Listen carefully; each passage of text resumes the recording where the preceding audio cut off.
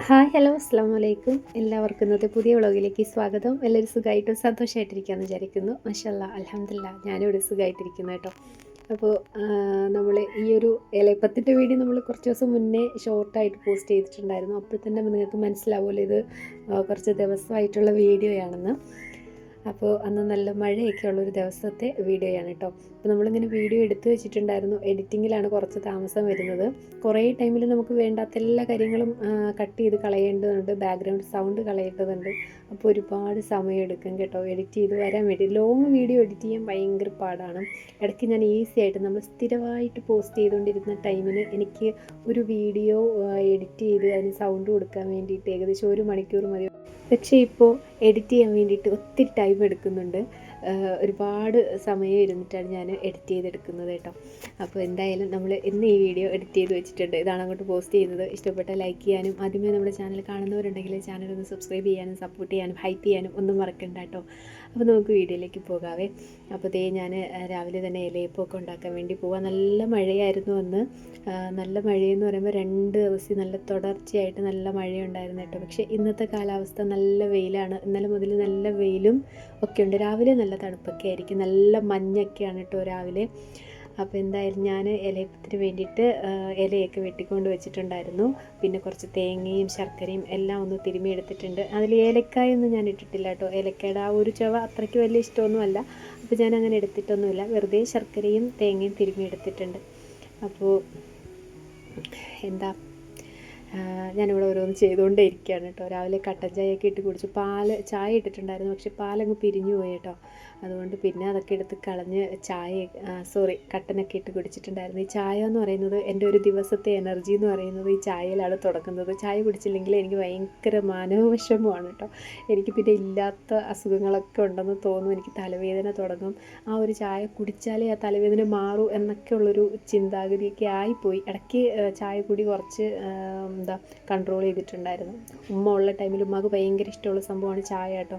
ചായ നല്ല ചൂടോടുകൂടി കുടിക്കുകയും വേണം ആളിന്. അപ്പോൾ ഞാനും അതിന് അഡിക്റ്റ് ആയിട്ടുണ്ടായിരുന്നു. വലിയ ചായപ്രിയൊന്നും അല്ലായിരുന്നു ഞാൻ. പക്ഷേ എനിക്ക് പിന്നെ ചായ ഇല്ലെങ്കിൽ നോ രക്ഷ എന്ന് വേണം പറയാനായിട്ട്. ഇപ്പം ചായ കിട്ടിയില്ലെങ്കിൽ പ്രാന്താണ് കേട്ടോ. അങ്ങനെ കട്ടൻ ചായയൊക്കെ ഇട്ട് കുടിച്ചു. പിന്നെ ഇലയപ്പമൊക്കെ ഉണ്ടാക്കി. കുറേ പാത്രങ്ങളൊക്കെ ഉണ്ടായിരുന്നു. അതൊക്കെ അങ്ങ് കഴുകി കൊച്ചിന് കാപ്പിയൊക്കെ കൊടുത്ത് അവളെ റെഡിയാക്കിയിട്ട് സ്കൂളിൽ കൊണ്ടാക്കാനായിട്ട് പോവുകയാണ്. ചെറിയൊരു മഴക്കോൾ അവിടെ നിന്നൊക്കെ വീണ്ടും കെട്ടി തുടങ്ങിയിട്ടുണ്ട്. എപ്പോഴാണ് പെയ്യുന്നതെന്ന് അറിയത്തില്ല കേട്ടോ. ഇപ്പം മഴ അങ്ങനെ സ്ഥിരമായിട്ടുള്ളത് കൊണ്ട് ഞാൻ കുടയൊക്കെ കൊണ്ടുപോകും. അങ്ങനെ മോളെ സ്കൂളിലോട്ട് കൊണ്ടാക്കി ഞാൻ തിരിച്ചു പോരുന്ന വഴിക്ക് ഒരു വീട്ടിൽ നിന്ന് എനിക്ക് കുറച്ച് റംബൂട്ടാൻ തന്നിട്ടുണ്ടായിരുന്നു കേട്ടോ. അത് അവരുടെ വീട്ടിലുണ്ടായതല്ല, അവരുടെ ഏതോ റിലേറ്റീവ്സിൻ്റെ വീട്ടിൽ നിന്ന് കൊണ്ടുവന്നത്. ഇത് കുറച്ച് നമുക്ക് തന്നതാണ്. ഇത് വരിക്കയല്ല കേട്ടോ. നമുക്ക് ഈ റംബൂട്ടാനിൽ തന്നെ വരിക്കയും കൂഴയും ഉണ്ടല്ലോ, ചക്ക പോലെ. അപ്പോൾ ഇത് വരിക്കയല്ലെന്നാണ് കേട്ടോ പറഞ്ഞത്. കഴിച്ചപ്പോഴും ടേസ്റ്റ് വ്യത്യാസമുണ്ട്. നമ്മളൊരു കൂഴ നമുക്കത് കഴിക്കുമ്പോൾ മനസ്സിലാവും. അങ്ങനെ വലിഞ്ഞിരിക്കുന്നതാണ് കേട്ടോ. വരിക്കയാണെങ്കിൽ ഞങ്ങളുടെ വീടിൻ്റെ തൊട്ടടുത്ത് വരിക്കയുണ്ട്. ഞാൻ അത് കഴിച്ചിട്ടുണ്ട്. വലിപ്പമുള്ളതല്ല കേട്ടോ, ചെറുതാണ്. പക്ഷേ ഭയങ്കര മധുരവും അതുപോലെ തന്നെ, അതായത് നല്ല പഴുത്ത് വരേണ്ട ആവശ്യമില്ല മധുരത്തിന് കേട്ടോ. ഒരു ഇളതാവുമ്പോൾ തന്നെ നല്ല മധുരവുമാണ്. അതുപോലെ തന്നെ ചെറിയ കായുമാണ്. ആ ഒരു കുരു ഉണ്ടല്ലോ, ആ ഒരു അരി ഉണ്ടല്ലോ, അതിൽ നിന്നും ആ ഒരു മാംസം ഇങ്ങനെ അടർന്നു വരും. ആ വിധത്തിലാണ് വരിക്കയുള്ളത്. ഇതാണെങ്കിൽ നമ്മളിങ്ങനെ എത്ര കടിച്ചാലും വരത്തില്ല കേട്ടോ. വലിഞ്ഞ് നിൽക്കും. അങ്ങനെ ഒരു ടൈപ്പായിരുന്നു. പക്ഷേ നല്ല മധുരമുണ്ട്, വ്യത്യാസമുണ്ട്. രുചിക്ക് വ്യത്യാസം പോലെ എനിക്ക് തോന്നിയിട്ടുണ്ട് കേട്ടോ. അങ്ങനെയുള്ളവരൊന്ന് കമൻറ്റ് ചെയ്യുക. വരിക്കയും കൂഴയ്ക്കും വ്യത്യാസമാണോ, മധുരം ടേസ്റ്റ് വ്യത്യാസമാണോ എന്നൊക്കെ ഉള്ളതൊന്ന് കമൻറ്റ് ചെയ്യുക കേട്ടോ. പണ്ട് ഈ റംബൂട്ടാൻ കാണുമ്പോൾ ഓർമ്മ വരുന്നത്, പണ്ട് വാപ്പ ഒത്തിരി വെറൈറ്റി ഫ്രൂട്ട്സ് ഇങ്ങനെ ഓരോന്ന് മേടിച്ച് വെക്കുമായിരുന്നു, പ്ലാന്റ് കേട്ടോ. അപ്പോൾ പക്ഷേ ഇങ്ങനെ മേടിച്ച് വെക്കുന്ന ടൈമിന് റംബൂട്ടാൻ എന്നും പറഞ്ഞ് ഒരാൾ 450 രൂപയ്ക്ക് ഒരു തൈ കൊടുത്തിട്ടുണ്ടായിരുന്നു. അത് കൊണ്ടുവന്ന് വെച്ച് ഒത്തിരി നാൾ കഴിഞ്ഞ് ഇങ്ങനെ അതിനെ എപ്പോഴും ഇങ്ങനെ കൊണ്ടുവന്ന് ഒരു വെറൈറ്റി പേരക്കയൊക്കെ ഉണ്ടായിരുന്നു. അതുപോലെ വേറെ മുന്തിരി പോലെ നിൽക്കുന്ന വേറൊരു ഇതുണ്ടായിരുന്നു കേട്ടോ. വള്ളിയല്ല, അതൊരു ചെറിയൊരു മരം പോലെയൊക്കെ ആയി വരുന്നതാണ്. അതൊക്കെ ഇപ്പോൾ പോയി കേട്ടോ. ഉമ്മച്ചിയാണ് ഇതിനെ ഏറ്റവും കൂടുതൽ ഇങ്ങനെ വാങ്ങിച്ച് വെക്കാനായിട്ട് ഭയങ്കര ഉത്സാഹം. ഇപ്പോൾ ഒന്നുമില്ല. ഇപ്പോൾ ആകെ ഉള്ളത് മിറാക്കിൾ ഫ്രൂട്ടിൻ്റെ ഒരു ചെറിയൊരു തൈ മാത്രമുണ്ട്. ഇതുവരെ അതിൽ പിടിച്ചിട്ടില്ല. 1-2 പൂത്തിട്ടുണ്ട്, പക്ഷേ അതിൽ കായ് വന്നിട്ടില്ല കേട്ടോ. അതുപോലെ ചെറുപ്പഴം ഉണ്ട്. ഒന്നും ഇതുവരെയും പൂത്തിട്ടില്ല. അപ്പോൾ അന്നൊരിക്കൽ ഇങ്ങനെ ചെടി വാങ്ങിച്ചു വെച്ചിട്ടുണ്ടായിരുന്നു കേട്ടോ. ഈ റംബൂട്ടാൻ്റെ തൈ വാങ്ങിച്ചു വെച്ചിട്ട് ഒത്തിരി വർഷമായി കഴിഞ്ഞിട്ടും അത് പൂക്കുന്നില്ല, കായ്ക്കുന്നില്ല. അതിൻ്റെ ഇലകൾക്കും വ്യത്യാസം വന്ന് തുടങ്ങി. എന്തോ സംഭവം എന്ന് പറയുമ്പോൾ മഹാഗണിയായിരുന്നു വളർന്നു വന്നപ്പോൾ കേട്ടോ.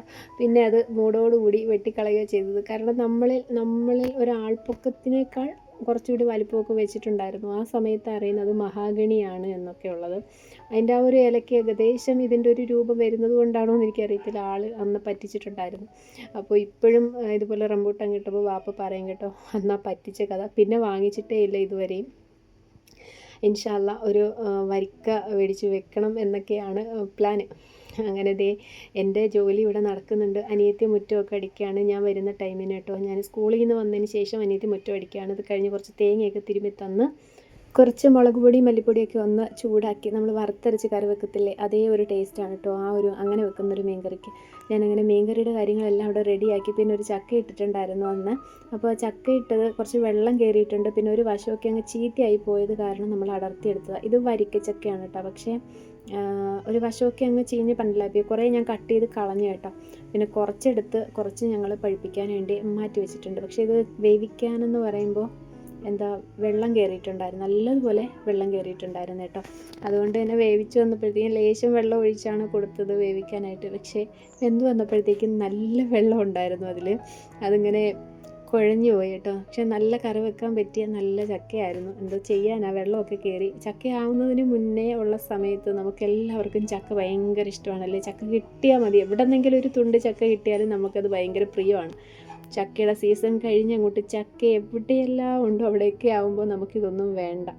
അതുപോലെ തന്നെ നമ്മുടെ വീട്ടുവളപ്പിൽ തന്നെ നമ്മൾ എന്തെങ്കിലും നട്ടു വളർത്തിയിട്ടുണ്ട്, അതിലൊരു 10 കായുണ്ടെങ്കിൽ നമുക്ക് അതിനോടൊരു വിലയും കാണത്തില്ല കേട്ടോ. ഈ റംബൂട്ടാൻ തന്ന വീട്ടുകാരും അങ്ങനെയാണ് റംബൂട്ടാനെ പറ്റി പറഞ്ഞത്. റംബൂട്ടാൻകാരന് ശല്യമാണ് കേട്ടോ അവർ പറഞ്ഞത്. കുരങ്ങ് കൊണ്ടുപോകലും അതുപോലെ തന്നെ കിളികൾ അടിച്ചിടുന്നതും ഒക്കെ ആയിട്ട് ഇങ്ങനെ കുറേ കാണും. അത് കാരണം തന്നെ അവരുടെ മുറ്റം മൊത്തം ചീത്തയാവുന്നത്. ശരിക്കും അത് കേട്ടപ്പോഴത്തേക്കും എനിക്കൊരു അത്ഭുതം തോന്നി, മറ്റൊന്നുമല്ല. മനുഷ്യരൊന്നിലും തൃപ്തരല്ല, ഒന്നിലും മനുഷ്യർ ഉറച്ചു നിൽക്കുന്നൊരിതും അല്ല കേട്ടോ. ഇല്ലാത്തവർക്ക് ഉള്ളത് വേണം എന്നുള്ളൊരു ആർത്തി, ഉള്ളവർക്ക് അതൊന്നും വേണ്ടാനും. അപ്പോൾ എന്തായാലും ഞാൻ ചക്കയൊക്കെ പൊളിച്ചെടുത്തിട്ടുണ്ട്. അതിൻ്റെ ഒരു തുണ്ട് ചക്ക ഞാനങ്ങ് മാറ്റി വെച്ച് പഴുപ്പിക്കാൻ ഒരു തുണ്ടിങ് എടുത്തിട്ടുണ്ട് കേട്ടോ. പിന്നെ ഇത് ഞാൻ ഒന്ന് അരിഞ്ഞെടുക്കട്ടെ. അനിയത്തി അവിടെ അകമൊക്കെ ഒന്ന് തൂക്കുവാനും അതുപോലെ തന്നെ അലമാരിയൊക്കെ ഒന്ന് പറക്കി ഒതുക്കാൻ വേണ്ടിയുണ്ട്. കുറേ അങ്ങനെ വാരി വലിച്ച് കിടക്കുകയാണ് കേട്ടോ. അപ്പോൾ അതൊക്കെ ഒന്ന് എന്തായാലും എനിക്ക് താല്പര്യമില്ലാത്തൊരു വിഷയമാണ് അലമാരി ഒതുക്കി പറക്കി വെക്കല എന്ന് പറയുന്നത്. അതുകൊണ്ട് അവൾ തന്നെ അതൊക്കെ ഒന്ന് ഒതുക്കി പറക്കി തരാമെന്ന് പറഞ്ഞതുകൊണ്ട് ഞാൻ ചക്കയൊക്കെ വെട്ടിപ്പറിച്ചെടുത്തിട്ടുണ്ട്. അതൊക്കെ ഒന്ന് അതിൻ്റെ ചവണിയൊക്കെ കളഞ്ഞിട്ട് ഒന്ന് അരിഞ്ഞെടുക്കാം. ഞാൻ ഏതോ ഒരു വ്ളോഗിൽ കണ്ടിട്ടുണ്ടായിരുന്നു കേട്ടോ, മലപ്പുറം കോഴിക്കോട് അങ്ങനെയൊക്കെയുള്ള അവരൊക്കെ ചെയ്യുന്ന വ്ളോഗിൽ ചക്ക ഇതെല്ലാം ഫുള്ള് വെട്ടി ഇങ്ങനെ ഇടുന്നത് കേട്ടോ. അതായത് ചവണിയും തൊണ്ടും എല്ലാം ഒരുമിച്ചിടുന്നത്. അങ്ങനെ ഇടുന്നത് ഞാൻ ആദ്യമായിട്ടാണ് കാണുന്നത് അങ്ങനെ ചെയ്യുന്നത് കേട്ടോ. ഞങ്ങൾ ഈ ചക്ക ഇങ്ങനെ എടുക്കും. പിന്നെ ചവണി തോരനൊക്കെ വെക്കാറുണ്ട്. അതിൻ്റെ ആ ഒരു ചക്കയുടെ മുകളിലിരിക്കുന്ന ഒരു പാടയൊക്കെ ഉണ്ടല്ലോ, അതൊക്കെ മെഴുക്കുരുട്ടി വെക്കാനൊക്കെ എടുക്കുന്നത് ഞാൻ കണ്ടിട്ടുണ്ട്. എന്തായാലും നമ്മളിതേ ചക്കയൊക്കെ എടുക്കുന്നുണ്ട്. ഞാൻ വലിയ കഷ്ണങ്ങളാക്കി തന്നെ അങ്ങ് ഇട്ട് കൊടുത്ത്, കാരണം നല്ലതുപോലെ വെന്ത് കിട്ടുന്ന ചക്കയാണ് കേട്ടോ. പിന്നെ കുറച്ച് മുതിരപ്പയറുണ്ടല്ലോ, മുതിര ഞാൻ ആദ്യമായിട്ടാണ് കാണുന്നതും കഴിക്കാൻ പോകുന്നതും. അപ്പോൾ കുറച്ച് മുതിരയുണ്ട്, അത് ഞാനിങ്ങനെ വെള്ളത്തിലിട്ട് വെച്ചിട്ടുണ്ട്. ഒന്ന് തോരൻ വെച്ചെടുക്കാൻ വേണ്ടിയിട്ടാണ് കേട്ടോ. ഞാൻ ചെറുപയർ കുറച്ചിരിപ്പുണ്ടായിരുന്നു, അതും കൂടി ഒന്ന് തട്ടിയിട്ട് വെച്ചിട്ടുണ്ട്.